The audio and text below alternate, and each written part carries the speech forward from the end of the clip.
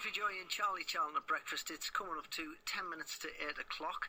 And what started in the 60s may be jeopardising the health of people in our region who are now getting towards their 60s. The children of the hippie era who started using illegal drugs back in the days of flower power. They're getting older and long-term drug use could be catching up with them. That's according to new research from the Centre for Public Health in Liverpool. Dr. Carol Bainan carried out the study.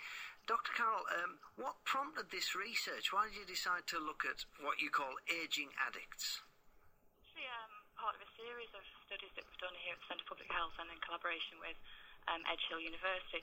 The first study we looked at was just to look at information on people in contact with services to actually identify changes in an age profile, and we did actually find that. We found that in 1998 there were only about 10% of the population in treatment that were aged over 40, and by 2005 that had increased to 23%, and it's now up to about 30%. So obviously that was just the facts and figures, so we thought what we should do then is to actually go out and interview some of these older drug users, see what kind of life they were experiencing and what problems they were facing. Right, so what kind of people have drug problems in the 50s? Well, I mean, it's a whole range, really. As you suggest in your introduction, there are a lot of people that started drug use when they were quite young, and people started for a whole reason of different, a whole plethora of different reasons. But there were people that started later on in life as well. So, yes, there were people that started because they were just, having fun out in the hippie era, etc. But there were other people, the same reasons that people start now, because they were abused, because of parental death. And then some individuals that started later on were things like relationship breakups, loss of a job, bereavement, etc. Stay on the line. We've got someone else in the studio.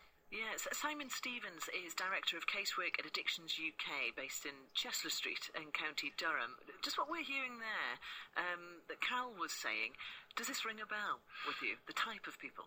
The type of people and the number of people, we're regularly seeing about 20% of our caseload being over 45. Does that surprise you? Not really. I think most people have a false idea of addiction as being a young person's illness. Where it does actually spread throughout all genders and age ranges. So would you say this is a big problem across the North East? I wouldn't say necessarily a big problem in the case that it's going to overwhelm us, but it's a sizable problem that shouldn't be ignored. Because it is often the way, I mean, even press coverage and a lot of the stuff we do across the BBC, the drug issue is generally tailored towards younger generations, whereas drinking, people who are sitting at home and getting through a bottle of wine a night just with their dinner, sitting watching the TV, that tends to be associated with older generations. Yeah, this is true. And this actually provides for a major problem in treatment, that most treatment facilities and things are geared towards young people and can be very off-putting to the older person with a drug addiction issue. Are they scared to come forward? Many of our clients are from what you might call the great and the good, professional people who in earlier years have found that drugs have helped them cope. They're often very high achievers, but need something just to take the edge off what the work they're doing.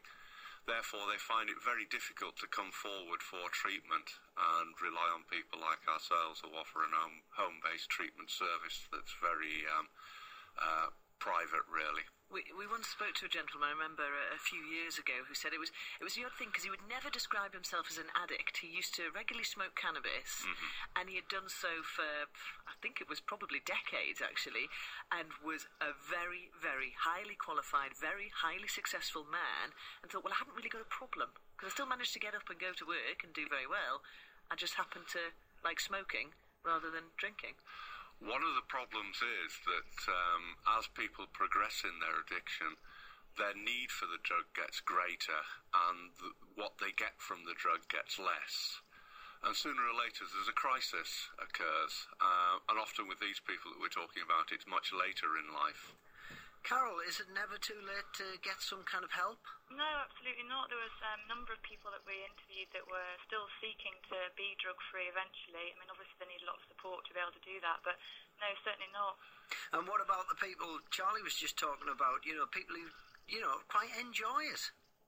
Well, there are a number of those people out there as well. I mean, we've looked mainly at the people who are sort of users of opiates, so mainly heroin and kind of crack cocaine as well. But There are a number of people out there, but I think what we need to bear in mind that the body changes as you age, and so if you think about it, then the body doesn't metabolize drugs and alcohol in the same way. So the effects of these drugs are greater as you get older, and so the implications are more significant as well. What are these health implications? Well, I mean, if you think about it, if people have been smoking, say, heroin for a number of years, and they often smoke cigarettes, etc. as well, then you may have sort of chronic respiratory conditions. There are also stimulant-related problems to do with the vascular system, the blood vessels, etc., so it increases the risk of heart problems and strokes. But the thing to bear in mind that these are conditions that obviously everybody suffers from, but they're occurring much earlier in the drug-using population. So conditions that you may normally associate with people in maybe their 60s, 70s and 80s are actually occurring in people in their 40s and 50s. Simon, you're nodding along to this. Are these... These were things that we'd recognise. Also, mental health problems become a problem. Psychosis, for example, through excessive use of cannabis. Opiates, less of a health problem. But we also find older people using stimulants as well, such as cocaine, which can lead to health problems. These are all quite surprising. I can see a look of surprise on your face. I can't pick, the kind of like aging hippie idea. I get that, but just the thought of a load of people in their 50s, instead of sitting around, I'm sitting there thinking that they're having a bottle of Merlot. They're not, on smack and having coke in order to deal with their office job. It really does baffle me. But this exists. This is not just a young person's illness. I suppose they've got the money to buy the stuff. They have the disposable income, so they're not coming into the criminal justice system, whereas young people do, and therefore they come to our attention as being a nuisance because they're shoplifting and things like that to support their habit. These people have the financial resources to carry on quite quietly with their drug of choice. Thank you very much for joining us, both of you. That's Dr. Carol Banian, and who's from the Centre for Public Health in Liverpool, and also Simon Stevens, who's Director of Casework at Addictions UK, based in Chester Street.